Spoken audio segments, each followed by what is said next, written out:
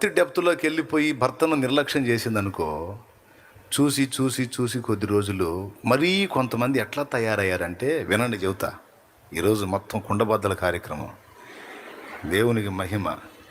మరీ కొంతమంది ఎంత దరిద్రంగా తయారయ్యారంటే, దినమంతా కష్టపడి సాయంత్రానికి భర్త ఇంటికి వస్తే నువ్వు ఎంత ప్రార్థన చేస్తావో ఈ మధ్య గ్యాపులో ఏడు. నువ్వెంత భక్తురాలివైతే, అంత ఆత్మీయురాలివైతే, అంత ప్రార్థనాపరురాలివైతే, ఆయన ఆఫీసుకు పోయిన దగ్గర నుండి మళ్ళీ ఆయన ఇంటికి వచ్చిన దాకా ఏడో నీ ప్రార్థన. కానీ భర్త వచ్చేసరికి చక్కగా పిల్లల్ని సిద్ధపరచుకొని నువ్వు శుభ్రంగా స్నానం చేసి క్రమంగా ఉండి కాస్త ఆయన తినడానికి ఇష్టమైనవేవో సిద్ధపరిచి ఆయన వచ్చేసరికి నువ్వు దేవుని సంబంధివి, ఈలోపు దేవునితో నువ్వు సమయం గడుపుకొని నీ భర్త యజమానుడు వచ్చేసరికి శుభ్రంగా ఉండి ఆయన్ని స్వాగతించి ఆయన పలకరించి కాస్త టీయో కాఫీయో ఆయన మొహాన్ని కొట్టి కాస్త మంచి చెడు మాట్లాడాలా.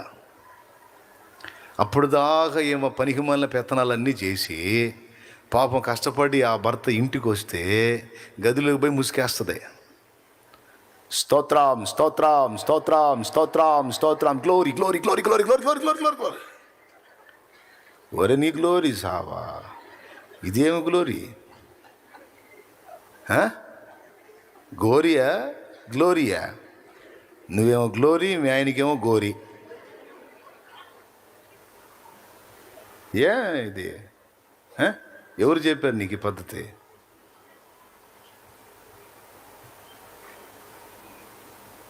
ఇప్పుడు కొంతమందికి ఆత్మలో మండిద్ది.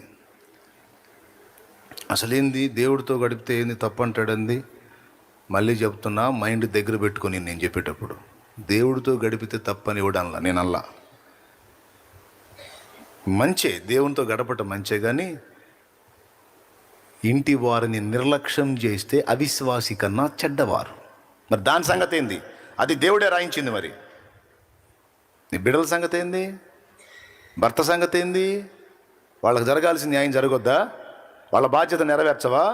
ఇంటినేమో సైతానికి అప్పచెప్పి లోకాన్ని ఉద్ధరించుదామని బయలుదేరా భక్తురాలా.